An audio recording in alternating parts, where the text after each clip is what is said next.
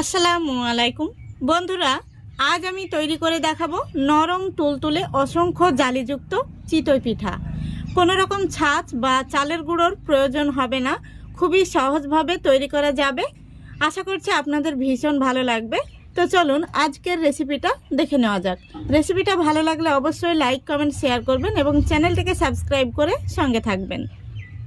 তো দেখুন, এখানে আমি মেজারিং কাপ মেপে নিয়ে নিচ্ছি 1 কাপ সুজি।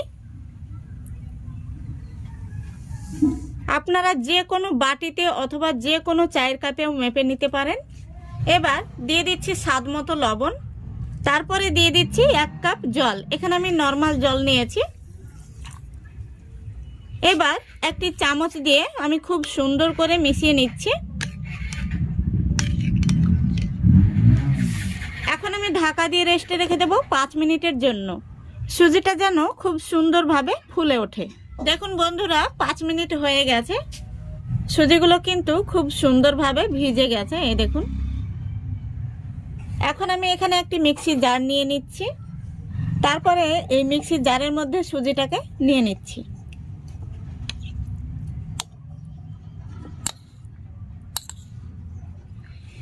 সম্পূর্ণ সুজিটা আমি মিক্সি জারের মধ্যে নিয়ে নিয়েছি। এখন আমি ঢাকা চাপা দিয়ে খুব সুন্দর করে একটি মিহি পেস্ট বানিয়ে নেব। দেখুন, খুব সুন্দর করে আমি পেস্টটা বানিয়ে নিয়েছি। এই দেখুন কতটা আঠালো তৈরি হয়েছে। দেখুন,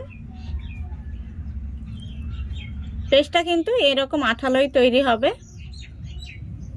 এখন আমি মিক্সিং বোলের মধ্যে নিয়ে নিচ্ছি। এখন আমি এর মধ্যে দিয়ে দিচ্ছি 1/2 টেবিল চামচ বেকিং পাউডার, আর দিয়ে দিচ্ছি মিক্সি জার ধুয়ে 2 টেবিল চামচ জল। এবার আমি হ্যান্ড উইচ দিয়ে খুব ভালো করে বেকিং পাউডারটা মিশিয়ে নেব। তো বন্ধুরা, এখানে আমার 1 কাপ সুজির জন্য 1 কাপ আর 2 টেবিল চামচ জল লেগেছে। এখন এইভাবে 2 থেকে 3 মিনিট মতো আমি খুব ভালো করে ফেটে নেব।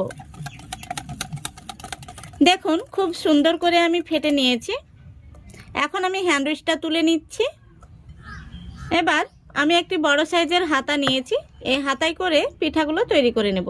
তো দেখতেই পাচ্ছেন পিঠার ব্যাটারটা কিন্তু এইরকমই হবে, খুব বেশি ঘনও হবে না, আবার খুব বেশি পাতলাও হবে না, একটা মিডিয়াম ঘনত্বের তৈরি করে নিতে হবে। তো চলুন এখন আমি পিঠাগুলো তৈরি করে নেব। দেখুন, পিঠাগুলো তৈরি করার জন্য গ্যাসটা অন করে আমি একটি ফ্রাই প্যান বসিয়ে দিয়েছি। ফ্রাই প্যানের মধ্যে হালকা একটু তেল ব্রাশ করে দিচ্ছি। এখন আমি পিঠার ব্যাটারটা দিয়ে দিচ্ছি। এবার ঢাকনা দিয়ে ঢেকে আমি 1 মিনিট মতো অপেক্ষা করব। দেখুন বন্ধুরা, 1 মিনিট হয়ে গেছে। এই পিঠাগুলো কিন্তু আপনারা ঢাকা না দিয়েও বানাতে পারবেন। ঢাকা দিলে কি হয়, 1 মিনিট মতো সময় লাগে, আর ঢাকা না দিলে একটু সময়টা বেশি লাগে। দেখুন পিঠাটা কত সুন্দর তৈরি হয়েছে। এই দেখুন, অসংখ্য জালিযুক্ত তৈরি হয়েছে, আর পিছন দিকটা দেখুন দারুণ হয়েছে। আশা করি দেখতে পাচ্ছেন।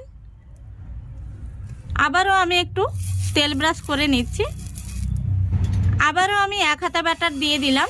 তো বন্ধুরা, এবারের পিঠাটা আমি না ঢেকে আপনাদের তৈরি করে দেখাবো। তো এই পিঠাটা আমি ঢাকা না দিয়ে কত মিনিট সময় লাগছে সেটা আপনাদের বলে দিচ্ছি। দেখুন বন্ধুরা, এই পিঠাটাও হয়ে গেছে, আর এই পিঠাটা হতে কিন্তু আমার পুরো 2 মিনিট 28 সেকেন্ড সময় লেগেছে। এই পিঠাটাও কিন্তু অসংখ্য জালিযুক্ত তৈরি হয়েছে, আশা করি দেখতে পাচ্ছেন। এই দেখুন, আবারও আমি দিয়ে দিলাম পিঠার ব্যাটার।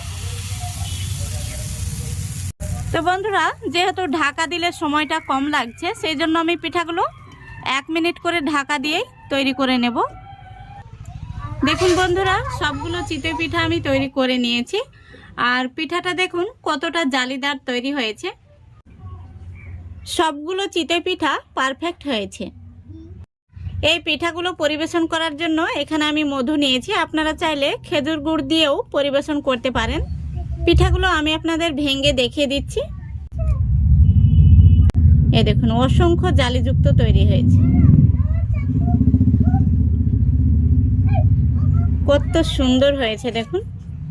তো তো আশা করছি আজকের এই রেসিপিটা আপনাদের ভালো লেগেছে। যদি ভালো লেগে থাকে অবশ্যই লাইক কমেন্ট শেয়ার করে দেবেন এবং চ্যানেলটাকে সাবস্ক্রাইব করে অল নোটিফিকেশানটি অন করে সঙ্গে থাকবেন। আজকের মতো এখানেই বিদায় নিচ্ছি। সবাই ভালো থাকবেন, সুস্থ থাকবেন। খোদা হাফেজ।